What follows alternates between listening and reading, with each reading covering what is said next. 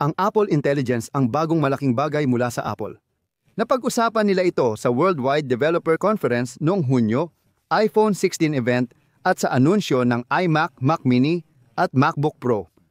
Ipinakita rin ito sa mga patalastas sa telebisyon, mga patalastas sa social media at sa mga billboard. Pero ayon sa isang survey mula sa CNET, 73% ng mga may-ari ng iPhone ang nagsasabing kaunti lang o wala talagang dagdag na halaga ang mga bagong artificial intelligence features sa kanilang karanasan sa paggamit ng telepono. Sa katunayan, marami sa mga gumagamit ay hindi pa nga alam kung ano ang Apple Intelligence. Kaya pag-usapan natin kung saan nagkamali ang Apple. Ang una nilang pagkakamali ay ang marketing.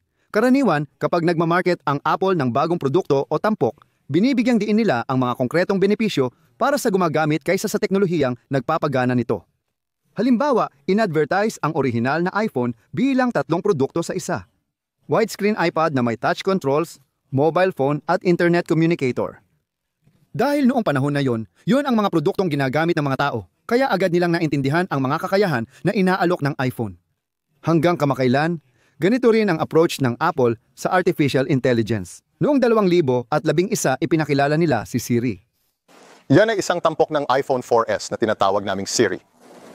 Siri, ang matalinong asistenteng tumutulong sa iyo matapos ang gawain sa pamamagitan lang ng pagtatanong. Mapapansin mong walang nabanggit tungkol sa artipisyal na intelihensya o machine learning. Para sa gumagamit, hindi mahalaga ang teknolohiya. Gusto lang nilang malaman paano mapapabuti ni Siri ang buhay nila. Nang ipakilala ang Deep Fusion sa iPhone 11 Pro, ipinaliwanag ng Apple ang teknolohiya at malinaw na ipinakita ang mga benepisyo nito sa gumagamit. Kaya ito ay isang litrato na kuha gamit ang iPhone 11 Pro gamit ang Deep Fusion na teknolohiya. At ang ganitong klase ng larawan ay hindi sana posible noon. Gumamit kami ng machine learning para kunan ang larawang ito sa mababa hanggang katamtamang liwanag, kakaiba sa mga nagawa dati ng iPhone camera. At ikukumpara ko ang mga iyon. Mga clip sa pagpapakilala ng Apple Intelligence. Sa iOS 18, iPadOS 18 at macOS Sequoia, sinisimulan natin ang bagong paglalakbay para dalhin ang katalinuhang tunay na nakakaunawa sa inyo.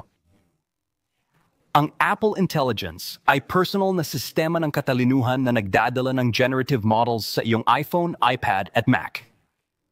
Kinukuha nito ang personal mong konteksto para mabigyan ka ng pinakakapakipakinabang at nauugnay na katalinuhan.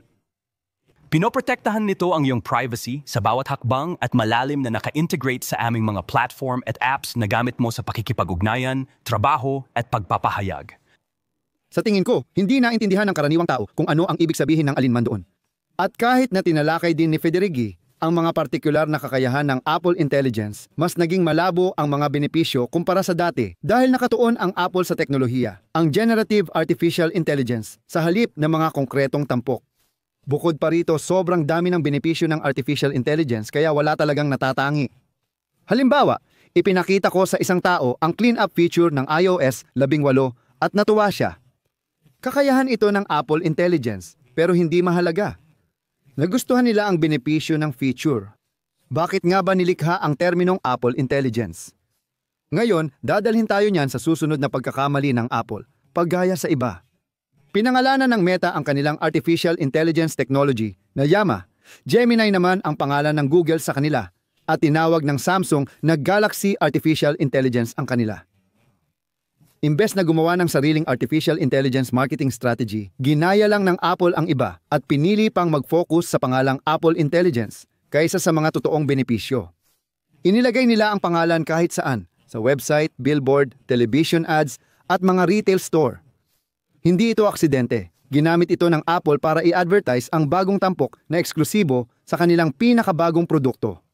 At hindi rin sila naging palihim tungkol dito. Ang tagline para sa iPhone 16 ay ginawa para sa Apple Intelligence. At para sa 16 Pro, Hello Apple Intelligence. Gustong-gusto nilang ilagay ang teknolohiyang ito sa bagong MacBooks kaya dinoble nila ang base RAM mula 8GB hanggang 16GB nang walang dagdag na bayad na nakakagulat para sa Apple. Pero lahat ng pag-aanunsyo at marketing na ito ay nakadepende sa isang bagay, na magmamalasakit ang mga customer. Batay sa bagong datos, wala silang malasakit. Kahit malakas ang promo ng Apple Intelligence at iPhone, 16 bumaba pa rin ng 2% ang benta noong 2024. Ayon sa analysts, posibleng bumagsak pa ng 8 hanggang 10% ang 2025. Hindi nakikita ng mga customer ang atraksyon ng Apple Intelligence dahil na rin sa mga pagkakamali ng Apple sa paglulunsad nito. Lahat ba ng iPhone 16 ads ay may Apple Intelligence? Sa totoo, wala pa ito sa phone hanggang isang buwan matapos ang release. Nagdulot ito ng kalituhan. Maraming nagtatanong sa forum kung bakit wala pa silang Apple Intelligence sa iPhone 16 at sinabihang maghintay pa ng isang buwan bago ito makuha. Tinanong si Apple tungkol sa desisyong ito at ang sagot nila ay medyo nakakabunyag.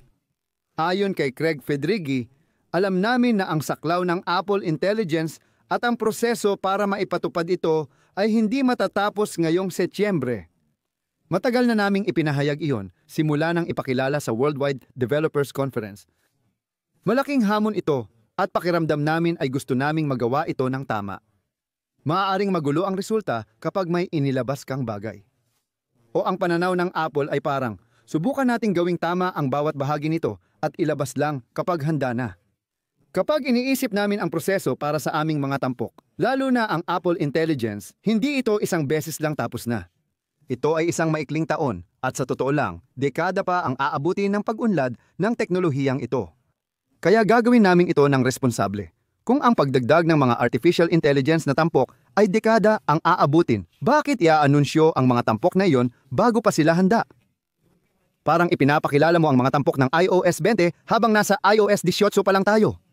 Hindi lang ito nakakalito, kundi inilalagay mo pa sa alanganin ang iyong mga customer na madismaya. Lalo na kung ang mga tampok na ito ay ina-advertise gamit ang iyong mga produkto. Kahit sinasabi ng Apple na inaalam nila sa customer na hindi agad available ang lahat ng artificial intelligence features, hindi naman nila ito maayos na ginagawa. Pansinin mo kung makikita mo ito sa iPhone 16 na patalastas.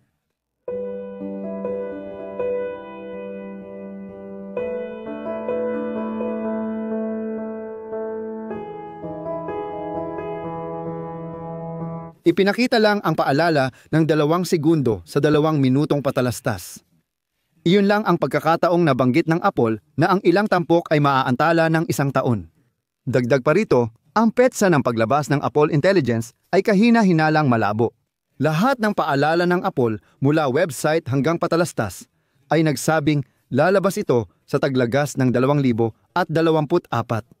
At ang iPhone 16 ay nakatakda ring ilabas sa taglagas ng 2024 na maaaring magbigay sa mga customer ng impresyon na sabay silang ilalabas lalo na't isinabay pa ang kanilang pag-aanunsyo. Pero ngayon alam na natin na hindi pala ganoon ang nangyari. Paglabas ng Apple Intelligence noong Oktubre, humarap muli ang Apple sa panibagong issue. Karamihan sa inilabas nilang tampok ay sira o may problema. Halimbawa, ang priority messages na dapat magpakita ng importanteng email sa itaas ng inbox ay inuuna pa ang mga scam na mensahe. Sana pinag-isipan muna ng Apple bago ilabas ang tampok na yon. Inuuna pa rin ng Apple Intelligence ang mga scam email na may kahina-hinalang address. Nakakahiya ito para sa Apple at pinapataas pa ang tsansang malinlang ang mga gumagamit ng scam dahil mismong operating system ng Apple ang nagkakaroon ng kredibilidad sa kanila. Ang mahusay na artificial intelligence ay nagpa-flag ng scam na mensahe para maprotektahan ang gumagamit, hindi ipinapakita ang mga ito. Isa pang tampok na tinatawag na notification summaries na ginawa para pagsamahin ang maraming notification sa isa ay literal na nagpapalaganap ng peking balita. Sinasabi niyang nanalo si Luke Litter sa Professional Darts Corporation World Championship kahit talo siya. Ipinakalat na lumantad bilang bakla ang tennis player na si Rafael Nadal kahit hindi ito totoo. Ayon sa British Broadcasting Corporation News, si Chief Executive Officer Luigi Mangione ay suspek sa pamamaril sa labas ng korte habang nilalabanan ang extradition papuntang New York. Ngunit inilahad ito ng Apple Intelligence bilang si Luigi Mangione ay binaril ang sarili niya na isang ganap na imbento. Ayon sa dating editor ng The Guardian, hindi pa handa ang artificial intelligence feature ng Apple at dapat bawiin. Hiniling ng National Union of Journalists na agad alisin ng Apple ang Apple Intelligence para maiwasan ang maling impormasyon. Ngayon, tumugon ang Apple sa pagsasabing ang mga Apple Intelligence feature ay nasa beta pa at patuloy naming pinapabuti ito sa tulong ng feedback mula sa mga gumagamit. Umaasa akong agad dumating ang mga pagbabagong iyon. Dahil sa artificial intelligence, mas pinalaki ang responsibilidad ng mga kumpanyang gaya ng Apple sa pag-interpret ng balita, pagre-rewrite ng email, at pagpili ng mahahalagang mensahe. Napakalaking kapangyarihan nito na napupunta sa kamay ng isang kumpanya lang. At kung iisipin ang pagpupumilit ng Apple na naglaan sila ng oras bago ilabas ang Apple Intelligence, para daw, ayon sa kanila, magawa ito ng tama, marami pa rin silang nagagawang mali. At dahil dito, nababawasan ang tiwala ng customer. Para sa akin, dapat alisin muna ng Apple ang email at notification summary features hanggang maayos nila ito kaysa magtago sa beta label at maglabas ng maliliit na pagbabago. Sa tingin ko rin, hindi nila dapat iniaanunsyo ang mga feature na hindi pa handa. At lalo na, hindi dapat nila ito inia-advertise kasama ng mga produkto na hindi pa magkakaroon ng mga feature na iyon sa loob ng ilang buwan o kahit taon pa. Nakakadismaya talaga ngayon ang pagpapatupad ng Apple Intelligence. Sana matutunan ng Apple ang mga aral na ito dahil may limitasyon ang pasensya ng mga customer bago lumipat sa ibang platform. Ako si Greg ng Apple Explained. Salamat sa panonood at magkita tayo sa susunod na video.